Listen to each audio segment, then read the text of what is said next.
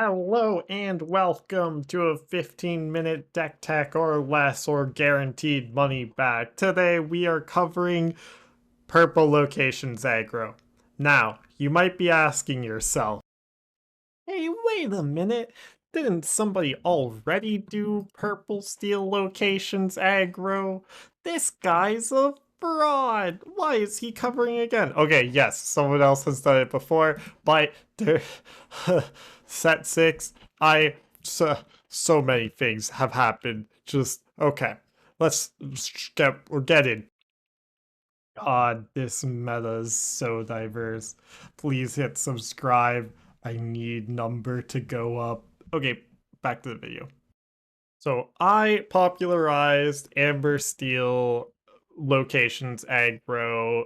And it says set 6 here, but truthfully, this is a set 5 deck. This was piloted by Alvaro Girao, who got 36th place in DLC Seattle, as it says in the bottom right here. And I thought, oh, it'll be fine. It'll be resistant to the meta. No way Emerald Steel discard control is gonna go away. And this deck completely destroys that one. So let's throw in this one set 6 card, which is obviously better. And then let's just call it a day. I was, in fact, not able to just call it a day. Like, call me bad, call me washed, whatever, but like, I'm not a bad player. And like, sure, it's not a champions play, Matt, but I was also playing set 5 hyper aggro, and I don't think I need to be the one to tell you that set 5 hyper aggro is not exactly well positioned in the meta. But I digress. This is all to say, I do not believe this deck is bad because of skill issue. I believe this deck is bad because of deck issue. So with all of that being said, Amethyst Steel locations. That was way too long of an intro to get into the actual deck. Whatever, we're here now. It's not about the destination, it's about the journey and other things that we say to ourselves. But why Amethyst? Well, it's pretty clear very quickly. The inclusion of Befuddle is really powerful in this deck. First off, you can bully off Madame Mim snakes, which were often one of the problem characters for you to deal with this deck. And not even necessarily Madame Mim snake, it's just having a second effect that is similar to Fire the Cannons in the form of Befuddle is very strong. And it's also inkable because you could just run Trident's Decree, but we don't run Trident's Decree because it's uninkable. Anyways. So yeah, Befuddle adds a lot more to the game plan of your location's aggro, which is typically speaking, play out one of the one more locations turn 1, and then turn 2, use either Fire the Cannons or Befuddle plus another 1-drop locations in order to have them both established early and put your opponent behind. And then turn 3, play John Silver, followed by a turn 4 board flood with like Forbidden Mountain plus Happy or another 1-drop location Casamatiga. That is the other big card advantage. The other big advantage in Amethyst is that you get access to a third 1-drop location with a gain lore effect. None of the other colors have this. Now, it is a conditional gain lore effect, but we're mainly running this to be synergistic with John Silver, as well as the condition is met a lot easier than you think. Typically speaking, you aren't playing this on turn 1, you're playing it on turn 4, and you'll usually have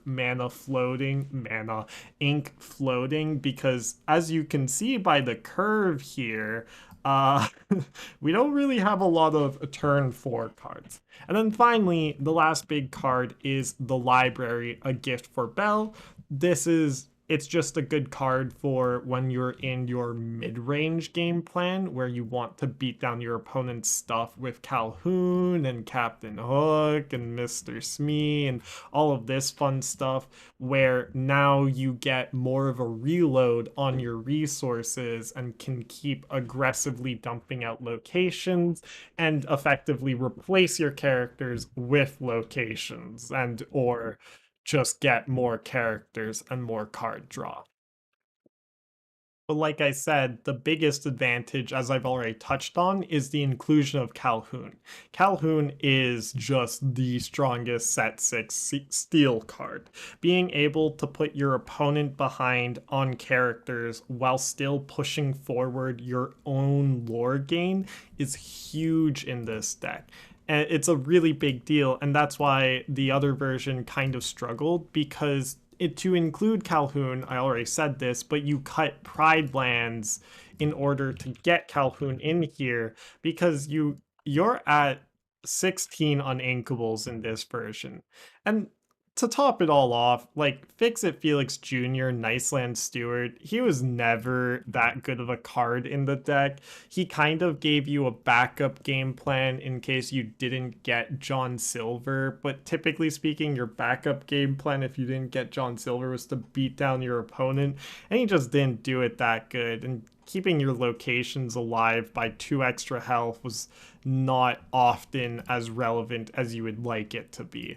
So, yeah, I've explained the general game plan here. You have a lot of tricks as well, right? So one of the big tricks you can do with this deck is if you have 7 Dwarfs Mine out, or even 2 out, you can move one of your knights into both of them turn 4 and deal 4 damage to your opponent's characters conditionally on 4 ink, which is again a big deal. Like 7 Dwarfs Mine is one of the star cards in the deck.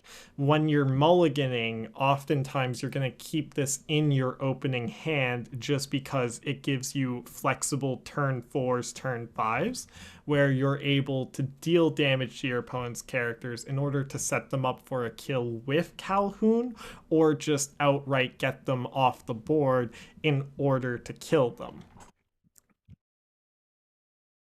But yeah, it's effectively a mid-range aggro deck, but a heavy emphasis on aggro, as you can see from this ink curve. Now, I would be remiss to not mention the fact that there is another version of Locations Aggro that is being pushed to popular. And this one just replaces Calhoun with Rafiki, which, if you notice up here, reduces the deck's cost by $30. So if you're looking to build into this deck cheaply, shout out to Dark Superman 37's list here, you just replace Calhoun with Rafiki at the start, and then eventually you'd have to figure it out. I'm still playing around with the list a bit myself because Rafiki does look really good into this list, especially because the most popular deck that's running around right now is this horrendous thing. I hate this deck so much, and I'm an aggro player, but this isn't aggro. This is fake aggro. Anyways, I won't get into it, but you have the ability to bully Bonsai, which is always liked, and then being able to kill off all of their characters with 3 attack is relevant. I just feel as if I would personally cut Happy in order to run Rafiki, but Happy is really good to go turn 1 Happy, turn 2 7 Dwarfs Mine, turn 3 move Happy into 7 Dwarfs Mine plus another 1 drop, right? Now, you aren't often going to be doing this. In fact, you shouldn't be doing this. This is a very slow play and you have better plays available to you, but having a recursive version or an extra 4 cards to get the full value out of 7 Dwarfs Mine does feel really good. I would need to play around with the deck more in order to determine whether having another 3 attack 1 drop is better, or having this 2/1 with interaction with one of your locations is better. But yeah, that's going to be it from me. I hope I got under 15 minutes here. I don't know how I'm going to refund you if I didn't. But yeah, if you're looking to run a better locations aggro deck, I do highly recommend this one. And once again, like both of these decks are still infinitely cheaper than the second most cheapest competitive deck. And I do believe, I make this claim all the time, it's minimum tier 2 deck. It does have bad matchups. You do struggle into some of the mid range matchups, but not the popular ones. Like Amethyst Emerald is a fairly even matchup. And then Amethyst Ruby is also honestly favored more often than not, but it's tight still. It's not like great, but obviously you bully ramp and you bully other aggro decks, so you just have a decent matchup spread right now. Only time will tell if this is a tier 1 deck, but even if it becomes a tier 1 deck, we aren't running any legendaries in this deck. Like it's going to stay cheap. The only card that can even remotely go up higher in price is John Silver. But other than these location decks, what deck is going to run John Silver, right? So, yeah, that's going to be it from me. I hope you have a wonderful rest of your day, night, evening, afternoon, dawn, dusk, or morning, and I hope to catch you all next time. Bye!